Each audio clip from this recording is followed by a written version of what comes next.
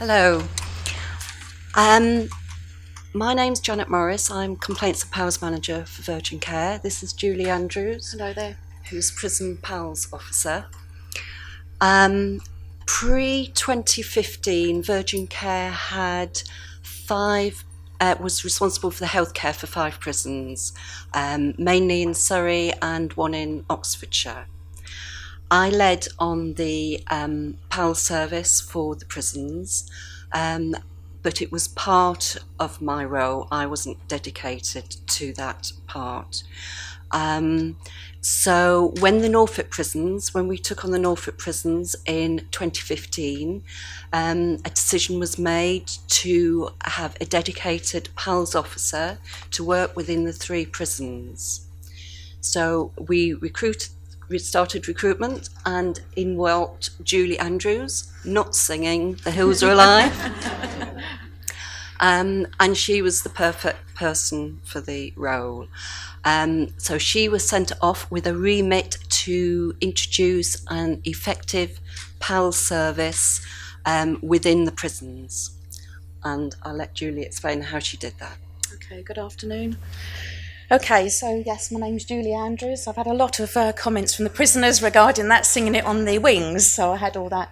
Okay, it was very challenging. So my first bit was to, obviously they recruited me, of my background, it's been nursing, police force, citizens advice, so that obviously came all into one with my role.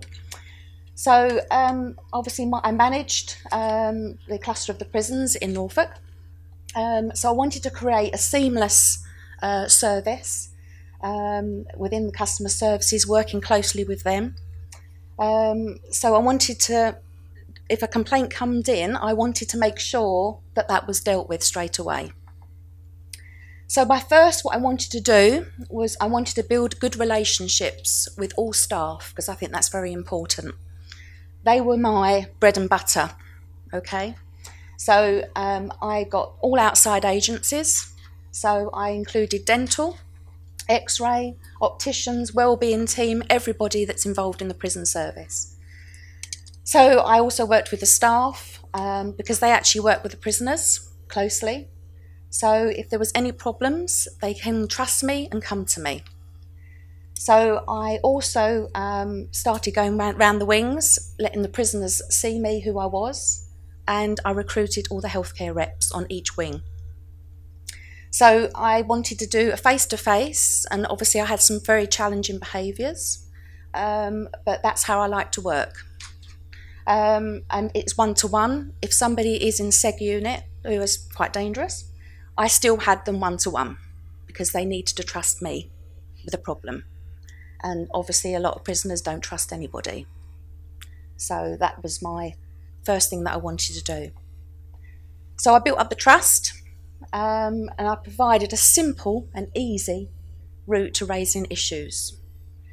I also advertised on the Way Out TV in the prisons, and I explained the service, and they interviewed me so they can see me, who I was. So if I went round the prisons, they knew who I was. I also hold monthly healthcare rep meetings. So I sit round a circle and I let all the other outside agencies come in. So I work closely with the IMB, which is the Imitation Monitoring Board for the prison service. I also get healthcare and also governors as well to come to the meetings, because I want them to hear from the prisoners their problems that they're facing. You have to work closely with the prison service because healthcare has always been a one-to-one, but working together is created a better system. Okay, so the healthcare reps, I wanted them to go round and deliver all the appointment slips, which they do. So all the prison officers know who they are because they have healthcare rep t-shirts on. It's also given them a real good opportunity, because when they get released, they have got more confidence. They've got a role to play. So, obviously, by working together, and we delivered improvements to patient experience. I did a survey in one of the prisons. I wanted to hear from them what they thought of the PALS service, and they thought 90% overall, because I saw them face to face. It wasn't on a piece of paper. I saw them face to face, and that's so important. So, 35 healthcare representatives I have now in all 3 prisons. So I'm increasing awareness among the prisoners. They know by doing a poster, it's a simple complaint process, so they know where to go. So if someone's got a complaint, they can see me face to face, or they can write to customer services. I don't do complicated, and prisoners don't like that either. So if we have a complaint, what do we want to do? We want to get it sorted, and that's what I do. So the results. Okay, healthcare representatives say they will benefit greatly from the training and expertise that I give them. I work closely with my manager, Janet Morris, and the customer services team, because they've given me the support to move on. Because in any role that we do, we need someone behind us to do it. And especially in the prisons. Because to build this up, I needed a lot of support. So a lot of healthcare representatives now, when they go from a different category, when they do for release, they work in the kitchens or they work in restaurants. And one of them came up to me and shook my hand and said, "Thank you very much." He said, "You've helped me go back in the community as a different person."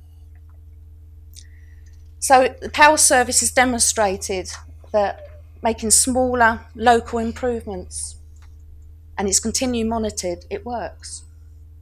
It works across the system. We had a lot of DNAs in the prisons. So I did a survey, and I also worked closely with the information governance, and we've calculated that this is in 2015. In red, that's how high it was, and now I've reduced all across the border. So people are now getting into the clinics, getting the healthcare that they need. So I've improved our CQC, I've worked closely with them, and also when I had an inspection. So doing the different cultures all together, it's worked. I've now introduced health promotion videos. So I'm having all clinics work together to demonstrate. For dental, for instance, a lot of prisoners come in and their dental is not very good because it's the background they're from. So I'm now improving that. So when they get released, their health is improved. They know what to do. Just simple steps. And that's my presentation.